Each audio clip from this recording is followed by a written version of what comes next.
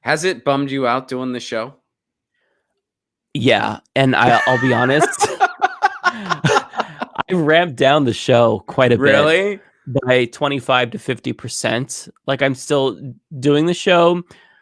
But I think that right now, so I can be like, I don't know, a better host, a better leader, if you consider me a leader. I don't necessarily know that I am, but in a way I'm a leader. I have a platform. You're my leader.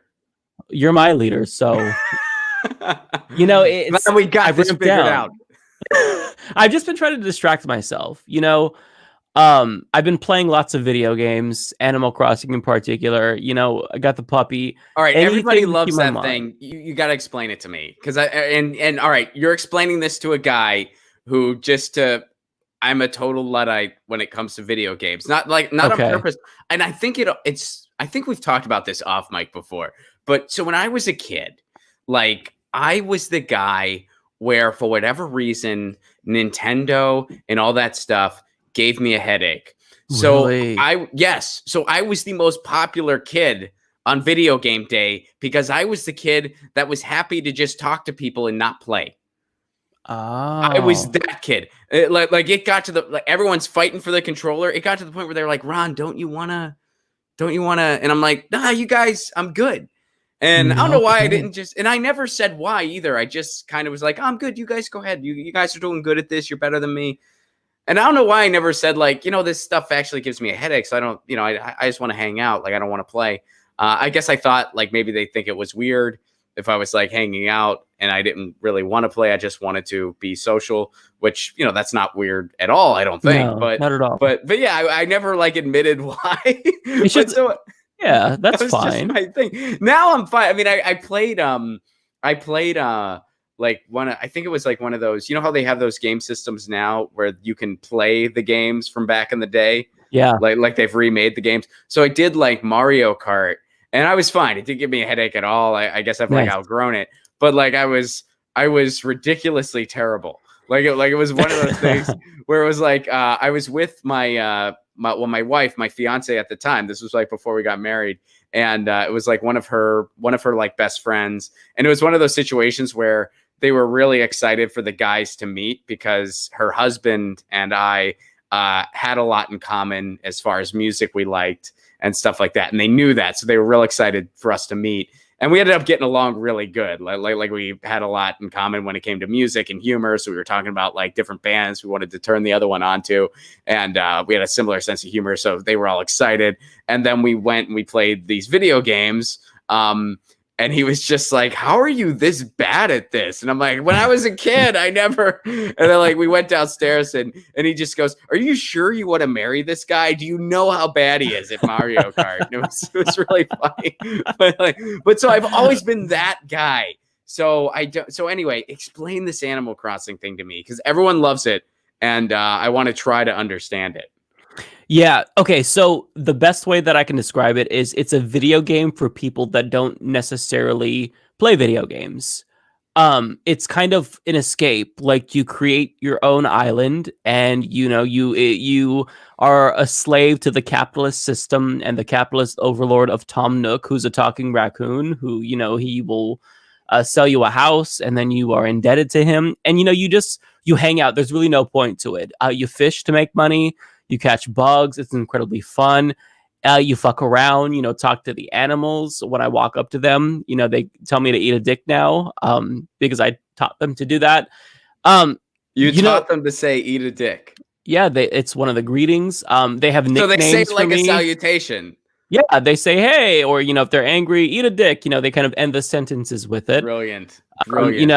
I've gotten really into this, a little bit of a beef with someone named Pietro, who is a sheep clown, and I'm trying to get him to move out of my town. It's honestly, so wait, is Pietro a fellow player? Like it's another person online somewhere? Like no. You don't. So okay. You have 10 other animals that can move into your town, talking animals, and they each kind of have their own personalities. Like I have, a talking, well, they all talk, a chicken, a mouse, and a bull, and they all are really into working out. So they'll be in the town square, just, pumping iron. It's just really cute. It's like a cute game. And you can, collect furniture, rearrange your house. You can terraform your town, add waterfalls. It's just kind of like it's therapeutic in a way. There's not really like an end to the game. It's not like I've beat the game. I mean, you can say that maybe when you pay off your loan in your house, but it's just about kind of hanging out and distracting yourself. And this is a game that, my mom has been addicted to ever since back in, the GameCube days and whatnot. And other people who don't necessarily play video games, they hear me talk about it and they want to play it because, I think that what everyone really wants right now is a distraction. And I feel like this has really been a really nice distraction. So if you like aren't really inclined to want to play video games, which it's not everyone's cup of tea, this is one of those games where it could be different. But, some people just, they won't get it because I think that if you don't realize that the point is that there's no point, then it's not really going to click for you, which it didn't click for me at first too. But, long story short, it's a really nice distraction. And I've put hundreds of hours into the game and I'm embarrassed to admit that. But you know what? It's my life now. So it kind of sounds like The Sims, but with animals. Is that sort of what's going on? Yeah. I think that's pretty similar. I mean, you're kind of just like, you're taking care of not necessarily people, but an island. You're cultivating friendships. Yeah, I think if you like The Sims, this is in that genre, like the life simulation genre, and I think that you might be interested in Animal Crossing for sure. I'll check it out. Maybe. I don't know. I'm more of my distractions are just kind of binge watching different things these days. That's a good distraction, though. To be fair, that's a really good distraction. Are you watching anything cool? I just finished watching The Office for British or American? American. Do you like the British? I haven't seen the British one. I've watched a couple of episodes. You gotta watch it. You gotta watch it. Is it good? Okay. Yes. Okay. Yes. Now, fool. I'm a big fan of a lot of Ricky Gervais's stuff. I thought Extras was brilliant. One of the newer things I like is Afterlife, which is it's a lot. Yeah, it's really good. It's on Netflix. And it's a lot darker. I mean, it's still a comedy, but it sort of blurs the line of like, is this even a comedy? But it's really brilliant. Like the premise of it is Ricky Gervais, his wife died of cancer, and he's coping with it. Oh, okay. And it's very dark, but it's a really good show. Like just a really, really cool show. At least I liked it a bunch. So, I like a lot of his shows and a lot of his stuff. And I like a lot of Stephen Merchant stuff too. Like I thought Hello Ladies was great.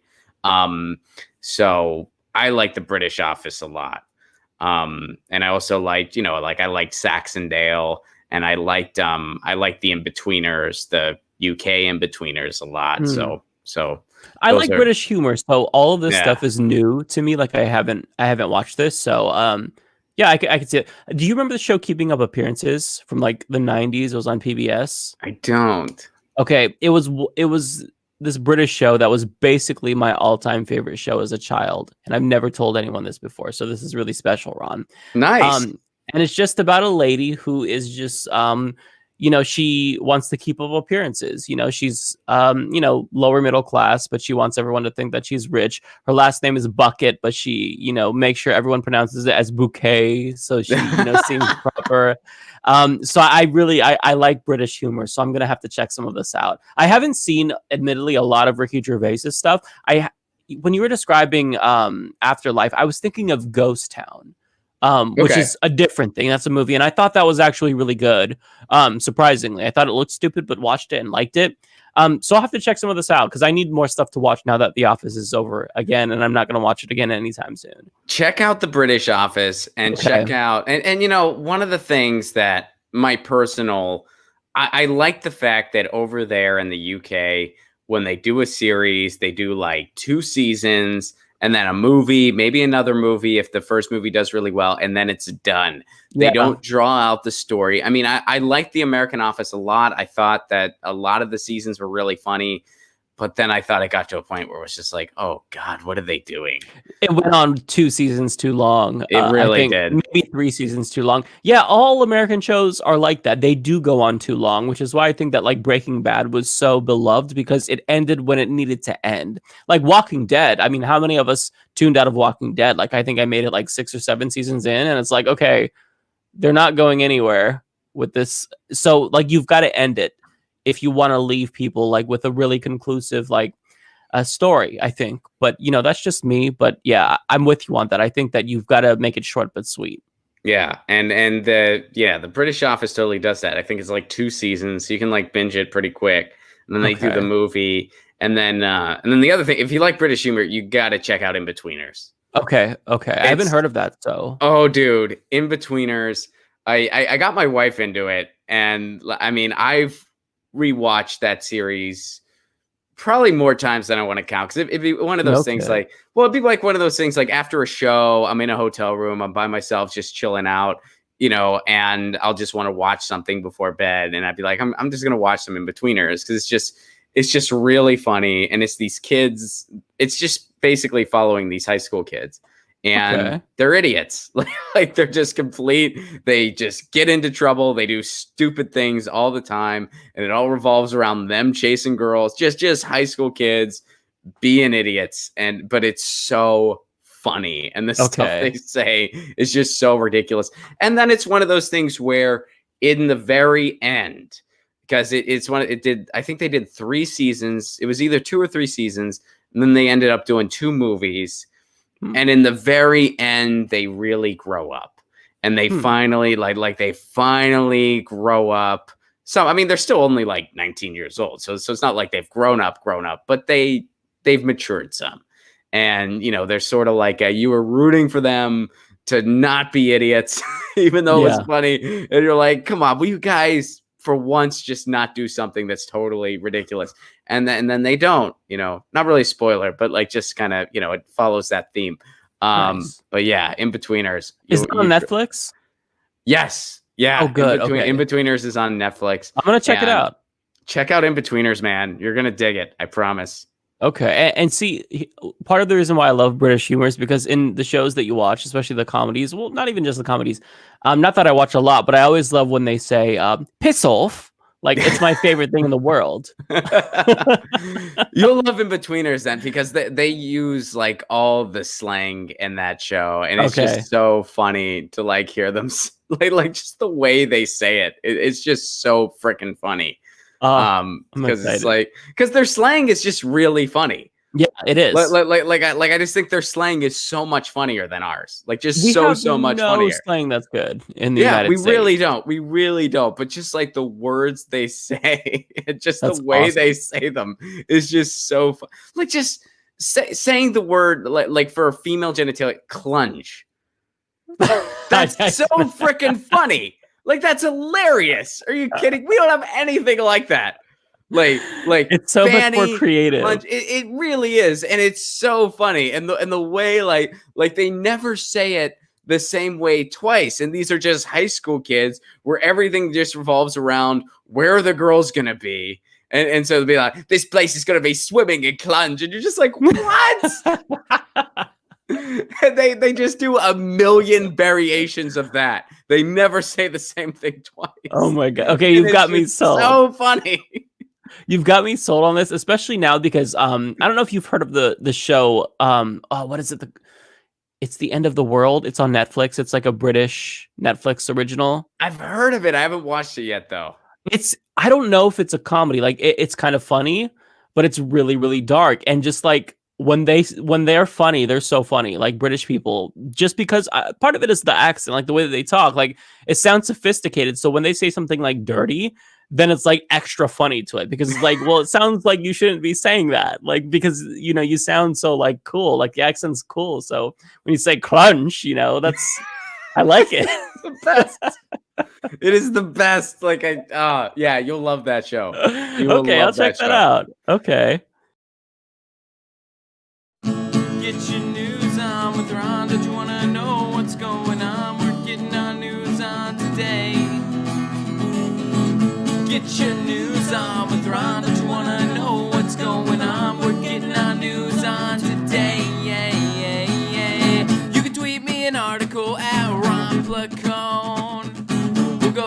together and